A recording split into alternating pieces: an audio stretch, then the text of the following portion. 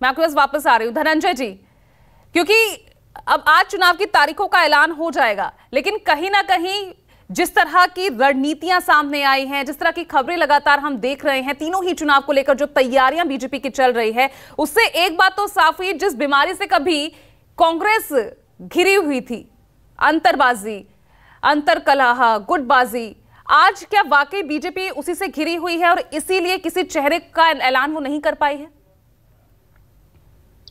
देखिए, मैं आपको दावे से कहता हूं कि भारतीय जनता पार्टी जिस तरह से कांग्रेस की आप बात कह रही थी, कांग्रेस सत्ता के लिए आती है और हम सेवा के लिए करते हैं। हमारा मूल मंत्र ही सेवा है। प्रधानमंत्री नरेंद्र मोदी कहते हैं कि भाई सेवा ही अहरनी सेवा में है, आठों पहर आपको सेवा में रहना है। और भारतीय जनता पार्टी में पद नहीं दायित्व होता है, मैंने पहले भी कहा।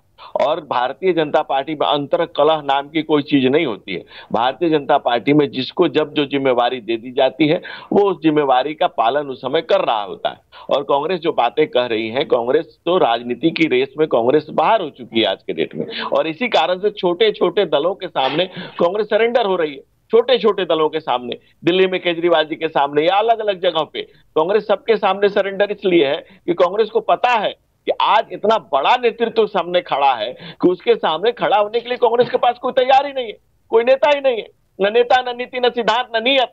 और स्थानीय नेता तो आपके पास भी नहीं, फिर हम तो ये भी कह सकते हैं ना, तीनों ही राज्यों में आप देखिए, आपने कहीं चेहरे की घोषणा नहीं की, कहीं आप अपने स्थानीय चेहरे पर भरोसा नहीं दिखा रहे, सीधा प्रधानमंत्री को आगे रख रहे हैं।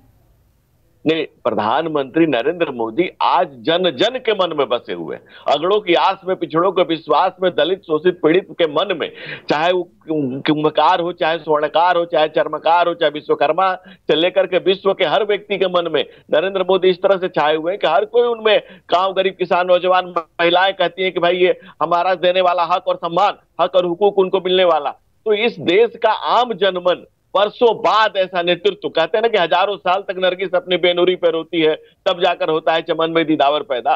तो आज हर किसी के मन में नरेंद्र मोदी जी के प्रति जो सम्मान है, जो हर कोई देखना चाहते हैं, अपने नायक को हर कोई महसूस करना चाहता है, जो इस देश के नैनों के बहते नीर को जो नरेंद्र मिले हैं, उस नरेंद्र को हर देश का आम जनमन उनके साथ खड़ा है। और इसलिए भारतीय जनता पार्टी का नेतृत्व आज इतना बड़ा है, उसके सामने खड़े होने की किसी राजनीतिक दल की नहीं है स्थिति है। इसीलिए आपने सीटों का ऐलान इतना चुनाव की तारीखों से इतना पहले कर दिया, इसलिए विधायकों के सामने अब आपको अपने मंत्री, सांसद इनको उतारना पड़ रहा है। यही इसलिए तो मैं आपको कह रहा हूं कि हमारे यहाँ पद नहीं दायित्व होता है, और जिसको जो जिम्मेवारी दी जाती है उस जिम्मेवारी का उस वक्त निर्वहन कर रहा होता है। ये कोई परिवार से चलने वाला दल थोड़ी है, ये जहाँ की पार्टी परिवार हो, यहाँ परिवार ही एक छोटे छोटे दलों की। ठीक है भावना जी, जवाब दीजिए। हमारा हम परिवार से चलने वाले नहीं हैं, यहाँ पद में ही दायित्व है। पूजा जी, इनके तो सारे सहयोगी दल इनका साथ छोड़ के चले गए। इन्होंने जो विश्वासघात अपने हर सहयोगी दल के साथ किया उसका ये भुगतान कर रहे हैं। इनके हर सहयोगी दल ने अपेक्षित महसूस किया, और कहीं ना कहीं चाहे वो अकाली दल हो, शिवसेना हो, कोई जो आज AIADMK हो, उत्तर पूर्व दक्षिण सब जगह इनके सहयोगी दल इनको छोड़कर चले गए हैं। आज एक ऐसा देश को बचाने के लिए इंडिया गठबंधन साथ में आया। और आप ये देखेंगी पूजा जी, हमारे नेता राहुल गांधी द्वारा की गई भारत जोड़ो यात्रा का जो परिणाम कर्नाटक में दिखा है, वही परिणाम राजस्थान। लेकिन कर्नाटक में ना आम आदमी पार्टी आपके सामने थी, ना सपा वहां पर थी, लेकिन यहाँ पर तो इन तीनों ही राज्यों में दोनों ही पार्टियां एकदम सभी सीटों पर लड़ने के लिए तैयार हैं। आपसे खुद सीटों पर बातचीत समाजवादी पार्टी की तरफ से तो की जा रही है ना?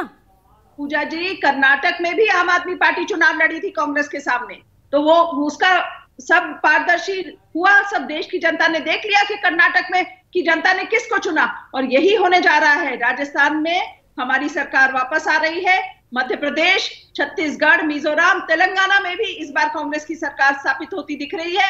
ये पूरा देश देख रहा है। तभी भाजपा बौखलाई हुई है, तभी उनमें खलबली मची हुई है कि कौन जाकर लड़ेगा कांग्रेस के सामने, ताकि मध्य प्रदेश को बचाया जा सके। जाके अभी तक इनका ये सुलझ नहीं पा रहा है कि राजस्थान में चुनाव कौन लड़ेगा।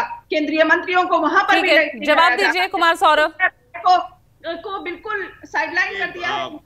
मैं सिर्फ एक बात याद दिलाना चाहूंगा बहन भावना जी को, मैं उनके याददाश्त को रिफ्रेश कर देता हूं लास्ट इंडी गठबंधन का जो बैठक हुआ था, हम सबको याद है, मुंबई में हुआ था, जहां बहुत ग्रैंड पूरा सेलिब्रेशन हुआ।